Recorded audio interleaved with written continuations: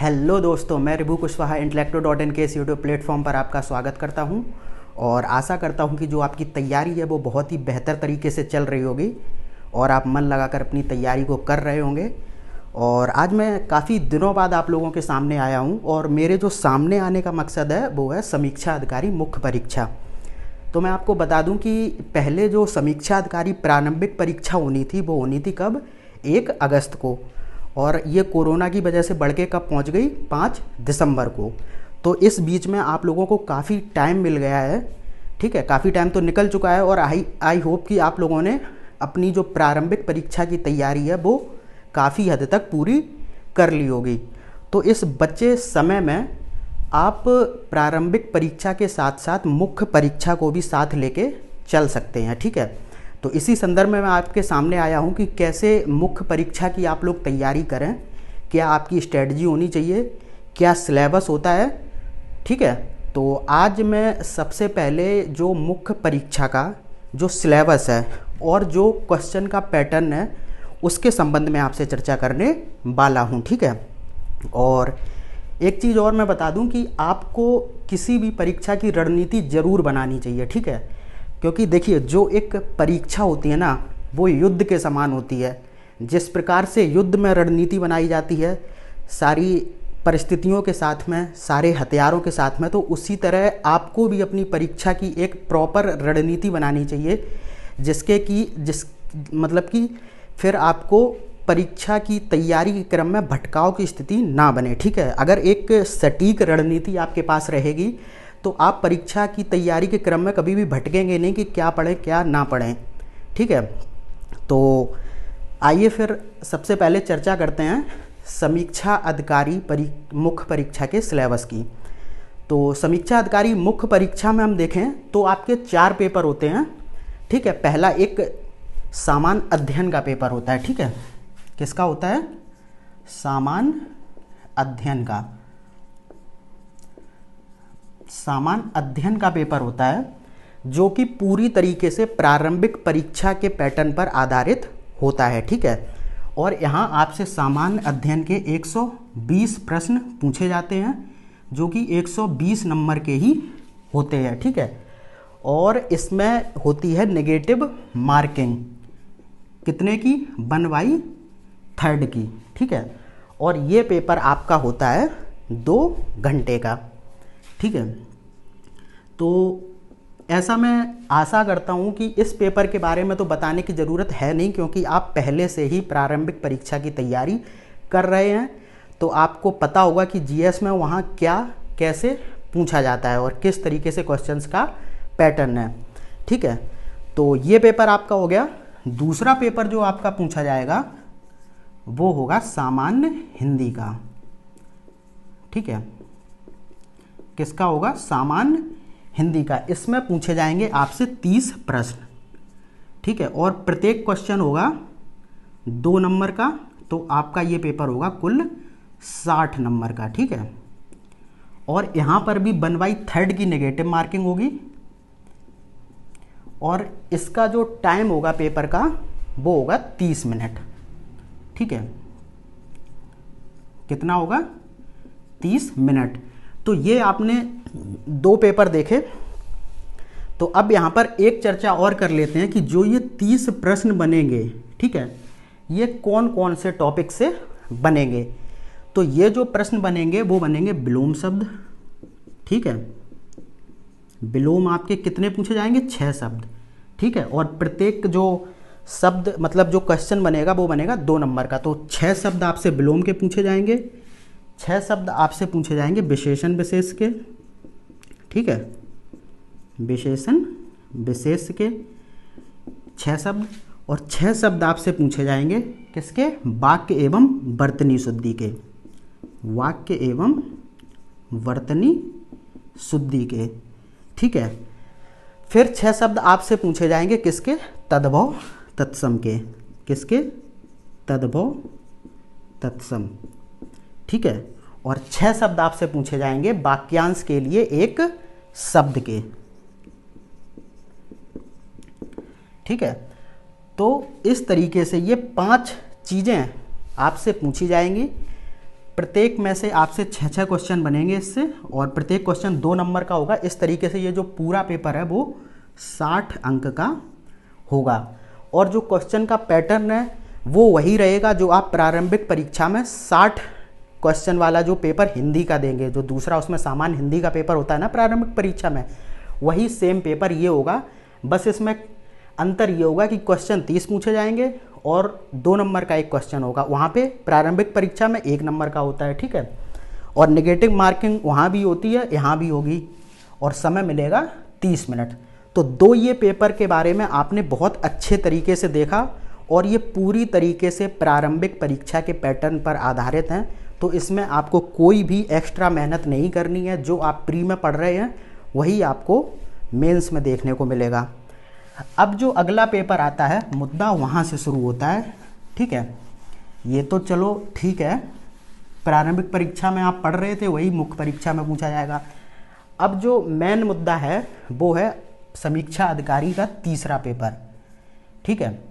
वो है सामान्य हिंदी एवं आलेखन, ठीक है। तो ये जो सामान्य हिंदी एवं आलेखन का पेपर है ये है टोटल 100 नंबर का, ठीक है। कितने का? 100 नंबर का। और इसमें आपको समय कितना मिलेगा?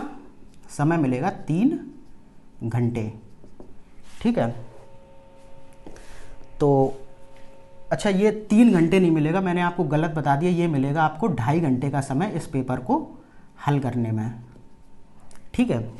तो अब मुद्दा यही बनता है, क्योंकि ये पेपर बहुत ज़्यादा लोगों में कन्फ्यूजन क्रिएट करता है, क्योंकि इसमें से कुछ ऐसी चीज़ें पूछी जाती हैं जो सामान्यतः हम लोगों ने कभी नहीं पढ़ी हैं, ठीक है। तो सबसे पहले ये चर्चा करेंगे इस पेपर में कि आखिर ऐसा इसमें क्या क्या पूछा जाता है, ठीक है। तो इस सामान्य हिंदी एवं आलेखन के पेपर में जो पहला क्वेश्चन आपको मिलेगा वो मिलेगा अपठित गद्यांश से, ठीक है। किससे मिलेगा? अपठित गद्यांश से। और अपठित गद्यांश के अंतर्गत आपसे यहाँ पर 3 क्वेश्चन पूछे जाएंगे। वो 3 क्वेश्चन क्या होंगे? एक तो इस अपठित गद्यांश का आपको शीर्षक लिखना होगा, ठीक है। क्या लिखना होगा? शीर्षक। शीर्षक आपको पता ही होगा, नहीं पता होगा तो हम आगे आपको ये सब बताएंगे कि कैसे क्या लिखते हैं, तो वो बाद की बात है। अभी सिर्फ हम लोग सिलेबस को समझेंगे और उसके अनुसार, मतलब जो परीक्षा के अनुसार जो क्वेश्चन का पैटर्न रहता है उसको समझेंगे, ठीक है। तो अपठित गद्यांश में सबसे पहले आपसे शीर्षक पूछा जाएगा जो कि होगा 3 नंबर का, ठीक है। उसके बाद यहाँ से जो दूसरा क्वेश्चन बनेगा वो बनेगा कि इस गद्यांश का आपको सारांश लिखना होगा, ठीक है। क्या लिखना होगा? सारांश। और ये जो टोटल होगा वो होगा 6 अंक का, ठीक है। और यहाँ से जो तीसरा क्वेश्चन बनेगा वो ये होगा कि इसी गद्यांश में से कुछ लाइनों को रेखांकित कर दिया जाएगा और उन रेखांकित अंशों की आपसे व्याख्या पूछी जाएगी। तो ऐसे 3 रेखांकित अंशों की आपसे व्याख्या पूछी जाएगी, ठीक है। रेखांकित अंशों की व्याख्या मैं यहाँ पर लिख देता हूँ, ठीक है। रेखांकित अंशों की व्याख्या, और यहाँ पर जो 3 रेखांकित अंशों की व्याख्या होगी वो होगी कितने?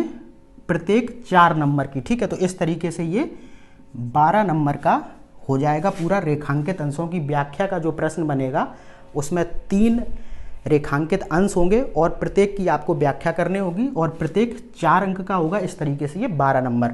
तो यानी कि अपठित गद्यांश से 3 तरीके के क्वेश्चन बनेंगे और इनका जो टोटल पूर्णांक होगा वो होगा 21 नंबर, ठीक है।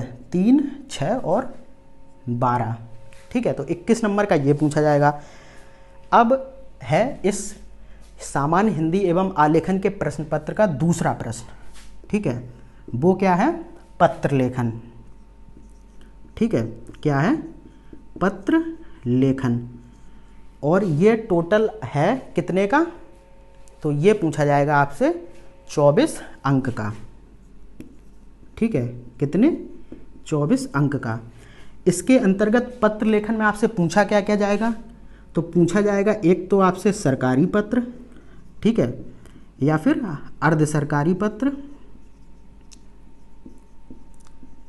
इसी को आप शासकीय पत्र के नाम से भी जानते हैं, अशासकीय पत्र, ठीक है। और पूछा जाएगा यहाँ से क्या, कार्यालय आदेश, ठीक है, कार्यालय आदेश, कार्यालय ज्ञाप, ठीक है। और यहाँ से पूछा जाएगा आपसे परिपत्र, ठीक है। और क्या पूछा जाएगा आपसे, और पूछा जाएगा टिप्पण व प्रतिवेदन, और एक आपसे पूछा जाएगा अनुस्मारक, ठीक है।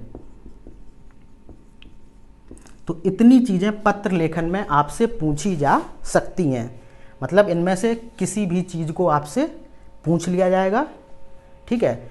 अब हम लोगों ने ये तो समझ लिया कि पत्र लेखन 24 नंबर का आता है और इन चीज़ों में से प्रश्न बन सकते हैं, ठीक है। अब मुद्दा ये उठता है कि आखिर यहाँ से प्रश्न किस पैटर्न पर बनते होंगे, ठीक है। तो उसको भी एक बार हम लोग डिस्कस कर लेते हैं। तो जो पत्र लेखन से क्वेश्चन बनते हैं उसमें क्या होता है कि या तो आपसे इनमें से किसी की परिभाषा पूछेगा, ठीक है, क्या पूछेगा, या तो परिभाषा पूछ लेगा, ठीक है, या तो इनमें से किसी की विशेषता पूछ लेगा आपसे, ठीक है, या फिर क्या पूछेगा, आपसे पूछ लेगा इनमें से किसी के महत्व को बताइए, ठीक है। उसके बाद क्या पूछेगा, यहाँ से एक चीज़ पूछेगा प्रारूप, प्रारूप यानी कि फॉर्मेट, इनमें से किसी के भी जो फॉर्मेट होते हैं आपसे वहाँ से क्वेश्चन बन सकता है। फॉर्मेट में सिर्फ आपको एक फॉर्मेट बनाना होता है कि किस तरीके से कोई चीज़ लिखी जाती है, ठीक है। तो फॉर्मेट पूछा जाएगा, या पूछा जाएगा क्या, उदाहरण। उदाहरण के अंतर्गत आपको यहाँ पर पूरा ही जो इनमें से कुछ भी पूछा जाएगा तो वो आपको पूरा लिखना पड़ेगा, या तो फिर सीधा क्वेश्चन ही पूछ लेगा पूरी समस्या बताते हुए कि कहीं आपको कुछ सरकारी पत्र लिखना है, कहीं कुछ लिखना है, तो सीधा उसमें क्वेश्चन में बोलेगा ये, ठीक है। यानी कि कंटेंट उसमें दे रखा होगा और आपको उसी के अनुसार इनमें से कुछ भी, चाहे वो सरकारी पत्र हो, अर्ध सरकारी पत्र हो, या फिर कार्यालय आदेश हो, ज्ञाप हो, कुछ भी सीधा उसमें पूछा जा सकता है। तो आपको ये उसी कंटेंट के हिसाब से पूरा लिखना पड़ेगा, ठीक है। तो इतनी चीज़ें आपसे यहाँ से पूछी जा सकती हैं। अच्छा, कुछ लोग इस चीज़ को लेके काफ़ी कंफ्यूज रहते हैं क्योंकि क्वेश्चन यहाँ से 3 तरीके से पूछ लिया जाता है, ठीक है। कैसे, या तो सीधा उसमें लिखा होता है, जैसे मैं सरकारी पत्र को यहाँ पर एग्जाम्पल ले रहा हूँ, तो या तो उसमें सीधा लिखा होता कि सरकारी पत्र का प्रारूप बनाइए, ठीक है, एक तो ये होता है प्रारूप बनाइए, प्रारूप बनाए, या तो फिर दूसरा जो क्वेश्चन पूछ लिया जाता है वो लिख देते हैं वहाँ पर लिखित प्रारूप, ठीक है। तो यहाँ पर बच्चे हो जाते हैं कंफ्यूज और वो क्या करते हैं, वो पूरा उदाहरण देके वहाँ पर चले आते हैं। तो जब भी आपसे लिखित प्रारूप पूछे तो वहाँ पर भी आपको सिर्फ प्रारूप बना के आना है, ठीक है, समझे आप लोग, सिर्फ प्रारूप बना के आना है क्योंकि ये परीक्षा तो ऑलरेडी लिखित है। अब जब वहाँ पे लिखित प्रारूप की बात की गई है तो आपको प्रारूप ही बनाना है क्योंकि यहाँ पर कुछ भी मौखिक नहीं है, ठीक है। तो ये दोनों चीज़ें एक ही होती हैं, आप लोग याद रखना, प्रारूप बनाए पूछा जाए या फिर लिखित प्रारूप दर्शाइए, एक ही चीज़ होती है। या फिर आपसे क्या कहेगा कि जैसे सरकारी पत्र की रूपरेखा, क्या बोलेगा, रूपरेखा, तो इसमें भी आपको प्रारूप ही बनाना होता है। तो ये तीनों चीज़ें एक ही हैं। अगर आपसे प्रश्न में कुछ भी पूछ लिया जाता है तो आप बिल्कुल भी कंफ्यूज नहीं होंगे और सभी में प्रारूप बना के आएंगे। उदाहरण के अंतर्गत आपको पूरा पत्र लिखना पड़ेगा और अगर कोई कंटेंट दे रखा है तो उसके अनुसार भी पूरा पत्र ही आपको लिखना पड़ेगा। तो ये तो बात हुई किसकी, पत्र लेखन के पेपर की। तो इसको आप अच्छी तरीके से समझ ही गए हैं, इसमें क्या क्या पूछा जाएगा। फिर आपने पत्र लेखन को बहुत अच्छी तरीके से समझा। अब जो बात आती है वो किसकी आती है कि यहाँ से जो अगला क्वेश्चन क्या बनेगा। तो इस पेपर से जो अगला क्वेश्चन बनता है वो बनता है किसी पत्र का सारणी रूप में लेखन, ठीक है। तो मैं यहाँ लिख देता हूँ सारणी लेखन। किसी पत्र का सारणी रूप आपसे यहाँ से पूछा जाएगा जो कि होगा 15 नंबर का। और बड़ी ही सिंपल चीज़ है, अगर आपने इसको बहुत अच्छी तरीके से समझ लिया, कुछ नहीं करना है, सरकारी पत्र को एक टेबलर फॉर्म में प्रेजेंट करना है आपको, ठीक है। तो ये होता है पत्र का सारणी लेखन या सारणी रूप में प्रस्तुतिकरण। ये पूछा जाएगा आपको 15 अंक का। फिर यहाँ से जो अगला क्वेश्चन बनेगा वो बनेगा किसका? प्रशासनिक एवं वाणिज्यिक शब्दावली का। प्रशासनिक एवं वाणिज्यिक शब्दावली, ठीक है। यहाँ आपसे क्या किया जाएगा कि 5 शब्द आपको अंग्रेजी में दिए गए होंगे, उनका हिंदी में अर्थ लिखना होगा। फिर 5 शब्द अंग्रेजी में दिए गए होंगे, उनका हिंदी में अर्थ लिखना होगा। इस तरीके से टोटल 10 शब्द दिए जाएंगे और प्रत्येक शब्द 2 अंक का होगा। तो आपका 20 नंबर का ये पूछा जाएगा, ठीक है। और ये जो प्रशासनिक एवं वाणिज्यिक शब्दावली है, ये पूरी तरीके से रटने वाले पैटर्न पर आधारित है। इसमें कुछ समझना नहीं है। आप कोई भी किताब उठाइए, बहुत सी किताबें आती हैं, बाद में मैं आपको नाम बता दूंगा। तो इसमें कुछ नहीं करना होता है, आप सिर्फ रट लीजिए शब्दों को और वहाँ पर हिंदी से इंग्लिश और इंग्लिश से हिंदी में लिख दीजिए, ठीक है। अब जो अगला क्वेश्चन यहाँ से बनेगा वो बनेगा कौन? वो बनेगा मुहावरे एवं लोकोक्तियों से, ठीक है। तो मुहावरे एवं लोकोक्तियों से यहाँ पर प्रश्न बनेगा और उसमें आपको क्या किया जाएगा कि 5 मुहावरे एवं लोकोक्तियाँ, इनमें से कोई भी आपको दिया जाएगा और फिर आपको उसका अर्थ स्पष्ट करते हुए वाक्य में प्रयोग करना होगा, ठीक है। जैसे कि होता है 9 2 11, तो इसका अर्थ होता है भाग जाना। तो यही होगा कि बिल्ली को देखकर चूहा 9 2 11 हो गया। कुछ इस तरीके से आपको इस मुहावरे को अपने वाक्यों में प्रयोग करना होगा और अर्थ स्पष्ट करते हुए, ठीक है। ये ध्यान रखना, पहले अर्थ स्पष्ट करना है, उसके बाद जो वहाँ पर मुहावरा आपसे पूछा गया होगा उसका वाक्य में प्रयोग करना है, ठीक है। तो इस तरीके से 5 शब्द पूछे जाएंगे, ये भी 2 नंबर के होंगे, तो 10 नंबर ये हो गए आपके। अब जो यहाँ से अगला क्वेश्चन बनेगा वो बनेगा किससे? सामान्य कंप्यूटर ज्ञान से, ठीक है। सामान्य कंप्यूटर ज्ञान से अगला प्रश्न बनेगा जो कि 10 नंबर का होगा और इसमें बहुत ही सिंपल होता है। कोई भी छोटी छोटी परिभाषाएं पूछ ली जाती हैं, जैसे कि रैम क्या होता है, इंटरनेट क्या होता है, वेब क्या होता है। इस तरीके से 2-2 मार्क्स के क्वेश्चन यहाँ से आपको देखने को मिल जाएंगे। तो ये टोटल 10 अंक के पूछे जाते हैं। तो ये इतने तरीके के क्वेश्चन थे जो सामान्य हिंदी एवं आलेखन के प्रश्न पत्र के अंतर्गत पूछे जाते हैं, ठीक है। तो ये जो चीज़ें हैं ये वाली, ये तो टोटल रटने पर आधारित हैं, ठीक है। यहाँ पर आपका जो रट्टाफिकेशन है वो टोटली काम करेगा, लेकिन जो पत्राचार है यानी कि पत्र लेखन और जो अपठित गद्यांश है वहाँ पर आपका रट्टाफिकेशन काम नहीं चलेगा। वहाँ पर आपको चीज़ें समझनी होंगी, फॉर्मेट को समझना होगा, ठीक है, पैटर्न को समझना होगा कि किस तरीके से क्या चीज़ें कहाँ पर लिखी जाती हैं, ठीक है। तो सबसे ज़्यादा ध्यान आपको उन्हीं पर देना है, बाद बाकी ये चीज़ें तो सब रटने वाली हैं, ठीक है।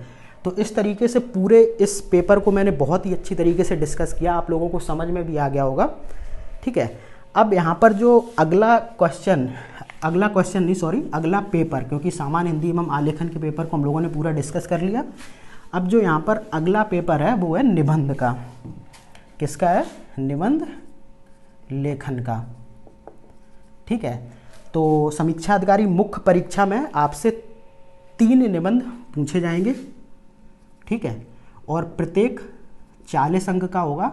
तो ये जो निबंध का पेपर होगा ये टोटल 120 अंक का होगा, ठीक है। और निबंध की जो शब्द सीमा होगी वो कितनी होगी? 600 शब्द, यानी कि प्रत्येक निबंध आपको 600 शब्दों में लिखना होगा। और एक चीज़ और आपको ध्यान रखनी है, काफ़ी लोग पूछते हैं कि क्या समीक्षा अधिकारी मुख्य परीक्षा में निबंध को इंग्लिश में लिख सकते हैं? तो मैं आपको बताना चाहूँगा कि वहाँ पर इंग्लिश में निबंध आप नहीं लिख सकते हैं, ठीक है। हाँ, आप PCS जो UP PCS मुख्य परीक्षा होती है उसमें आप इंग्लिश में निबंध लिख सकते हैं, लेकिन यहाँ पर आप इंग्लिश में निबंध को नहीं लिख सकते हैं। तो निबंध के पेपर में मैंने बताया कि 3 निबंध आपसे पूछे जाएंगे, जो कि प्रत्येक निबंध 40 अंक का होगा और जो शब्द सीमा होगी वो कितनी होगी? 600 शब्द, ठीक है। अब यहाँ पर क्या होता है, निबंध के पेपर में 3 खंड दिए जाते हैं, ठीक है, और प्रत्येक खंड में 3-3 निबंध होते हैं, ठीक है। तो जो इसका खंड 1 होता है उसमें क्या होता है कि 3 निबंध होंगे, मतलब प्रत्येक खंड में 3 निबंध होते हैं, और क्या होता है कि हर खंड से आपको एक निबंध अनिवार्य रूप से लिखना होता है, ठीक है। तो खंड, अब ये मतलब देख लेते हैं कि जो प्रत्येक खंड में कौन कौन से टॉपिक से निबंध पूछे जाते हैं, मतलब एग्जैक्ट टॉपिक तो नहीं दिया गया होता है, एक क्षेत्र बताया जाता है कि इस क्षेत्र से आ सकता है। जैसे यहाँ पर खंड 1 में देखें तो यहाँ से जो निबंध का जो टॉपिक है वो है साहित्य एवं संस्कृति। तो एक तो ये हो गया। दूसरा आपका जो होता है वो होता है सामाजिक क्षेत्र, सामाजिक क्षेत्र, और तीसरा होता है राजनीतिक क्षेत्र। तो खंड 1 के जो, या फिर का वहाँ पे शायद 1 या का ऐसे ही करके कुछ होता है, तो ये 3 टॉपिक होते हैं जिनसे कि वहाँ पर निबंध बनते हैं। मतलब एग्जैक्ट ये नहीं होते कि यही पूछ लिया जाएगा कि साहित्य एवं संस्कृति पर निबंध लिखो, ऐसा नहीं होता है। इससे रिलेट करके कोई टॉपिक पूछेगा, जैसे समाज की जो समस्या मान के चलिए कुछ वर्तमान में चल रही होगी, उससे संबंधित कोई प्रश्न आपसे पूछ लेगा, या कोई राजनीतिक इशू होगा उससे कोई संबंधित आपसे यहाँ पर निबंध पूछ लेगा, ठीक है। तो अब खंड खा या फिर दूसरे में देखते हैं कि कौन कौन से टॉपिक से निबंध बनते हैं। तो खंड खा में हम लोग देखेंगे तो यहाँ पर है पहला जो विज्ञान एवं पर्यावरण, ठीक है, विज्ञान एवं पर्यावरण। और दूसरा जो आपका है वो है आर्थिक क्षेत्र, ठीक है, आर्थिक क्षेत्र। और तीसरा जो आपका है वो है कृषि एवं व्यापार, कृषि एवं व्यापार। तो खंड खा में इन 3 टॉपिक्स से संबंधित निबंध बनते हैं। और फिर जो खंड गा है, ठीक है, इसमें जो निबंध बनते हैं वो पहला है राष्ट्रीय एवं अंतर्राष्ट्रीय घटनाक्रम,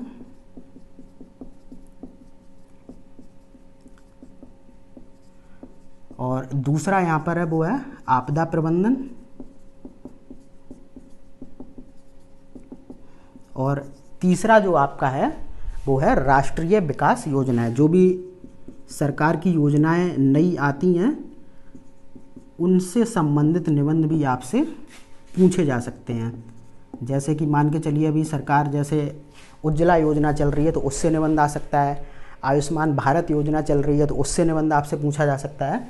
तो ये 3 खंड में ये 3 टॉपिक है जिनसे कि निबंध बनते हैं, और प्रत्येक खंड में से आपको एक निबंध अनिवार्य रूप से लिखना होगा।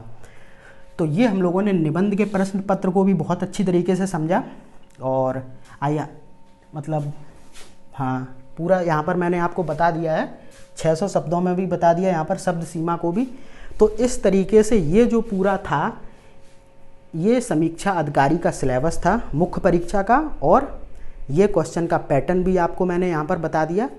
तो अब आप समझ गए होंगे कि मुख्य परीक्षा में क्या क्या पूछा जाता है और जो प्रश्नों का पैटर्न होता है वो क्या होता है, ठीक है। तो आई होप कि आपको बहुत अच्छी तरीके से ये सारी चीज़ें समझ में आई होंगी, और अगर फिर भी कुछ आपके मन में डाउट है तो आप कमेंट बॉक्स में वो डाउट दर्ज कर सकते हैं। मैं अगले लेक्चर में उस डाउट को ले लूँगा, ठीक है, और जो भी आपकी समस्या होगी उसका पूरी तरीके से समाधान करने का प्रयास करूँगा, ठीक है। तो ये सारा हो गया आपका मुख्य परीक्षा का। तो चलिए फिर मिलते हैं अगली वीडियो में, तब तक के लिए धन्यवाद।